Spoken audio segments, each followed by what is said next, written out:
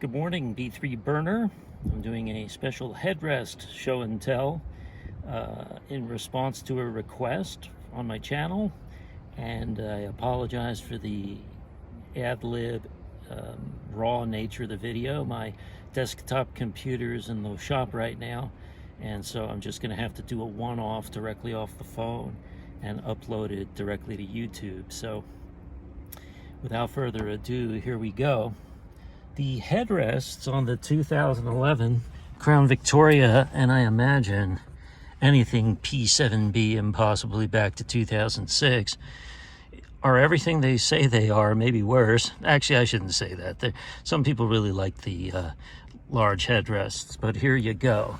Not only are they a good 6 inches, or actually probably 12 to 14 inches from bottom to top, but they're angular, so that if your head comes this high, it's protected at this height, but for some reason they've decided to angle them back. They don't bother me. First time my sister rode in this car, she didn't like them. She's all, ew, I don't like these headrests. I'm like, okay, it's not like I can go out and do anything to change it. It is what it is. And then I guess that's a good thing you don't own the car, right? Right? So anyway, these are them. And the thing about these is the angle is not adjustable. But what you can do is adjust the seats themselves, or the angle of the seat. So I'm sorry, I can only work with one camera view, and this one is it.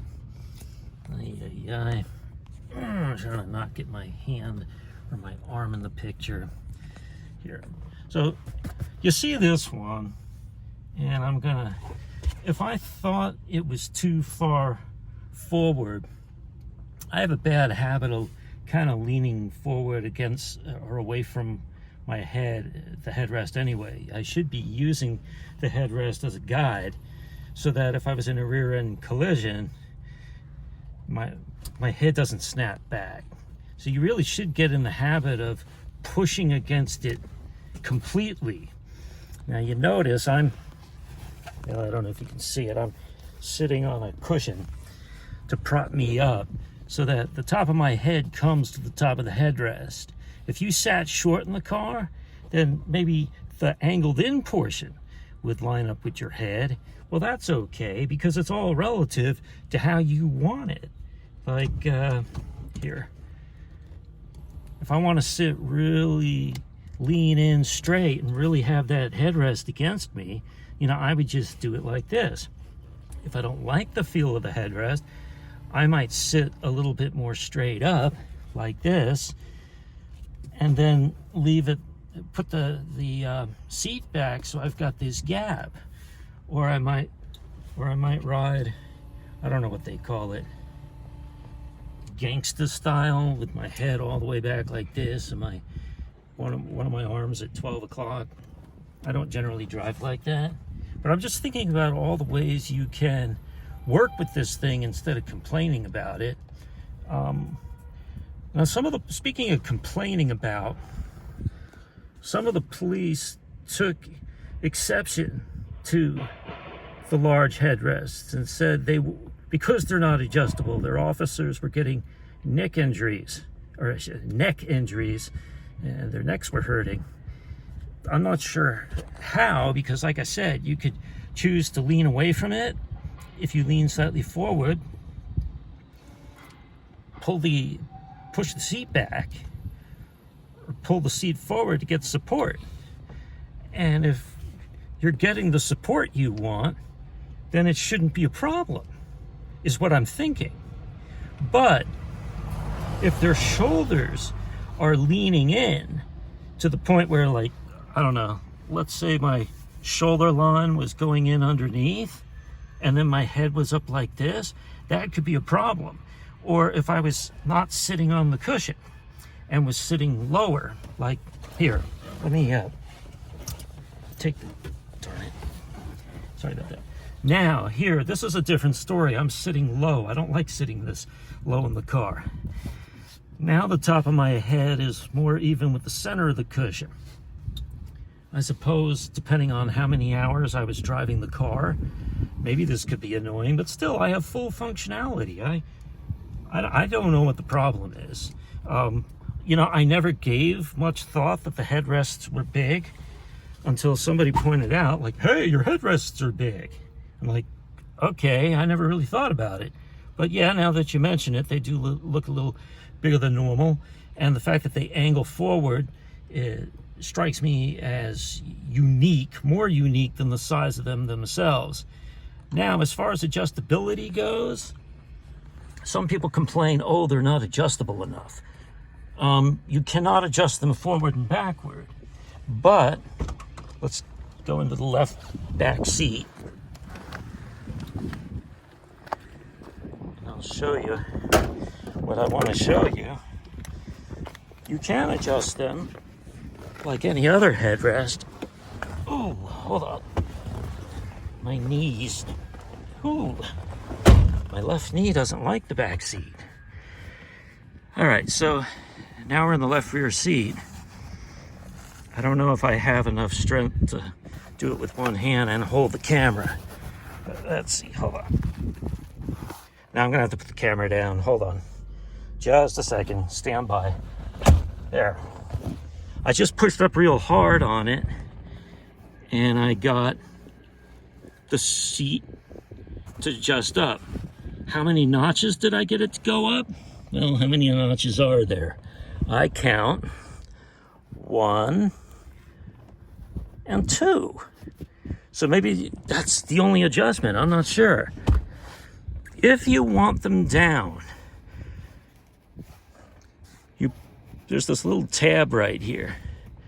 Push in on it, and then at the same time, and I can't do it while holding the camera. Oh, I did. Right on top of my thumb. No, that's okay. It didn't hurt. Really, it didn't. They're pretty soft. So there appears to be only 2 positions. I'm going to mess with it again and see what we come up with. Okay, and lift. And no, it only locks in 2 positions. So you got that. And you've got...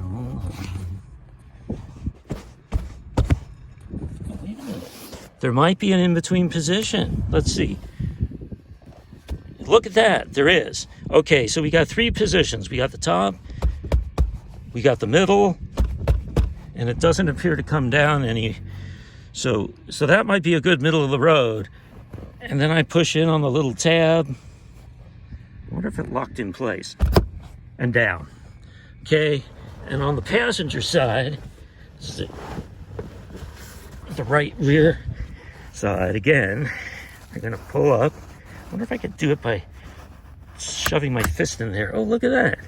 You can. You shove your hand in there and twist the fist. Ugh. I think that's as high as it goes. And the tab's not on the outside. The tab is again on the left side. You push it in. I was going to say if it stays in, I can just force it down. It doesn't appear to be doing that. Okay. Force it down. No. Okay, so I'm going to have to... I'll put my phone down there.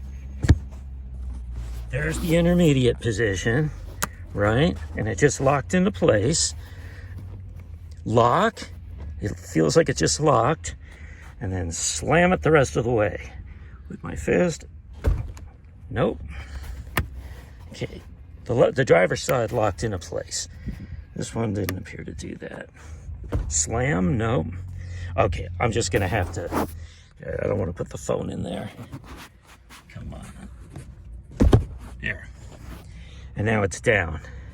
So yes, there is no way to adjust it forward, backward, but there is a way to adjust it up and down. So whether you sit low or high, you do have some adjustability. Whether you sit low or high, you have some adjustability. And then whether you like it right up against your head or not, you have some adjustability by adjusting the seat forwards and backwards.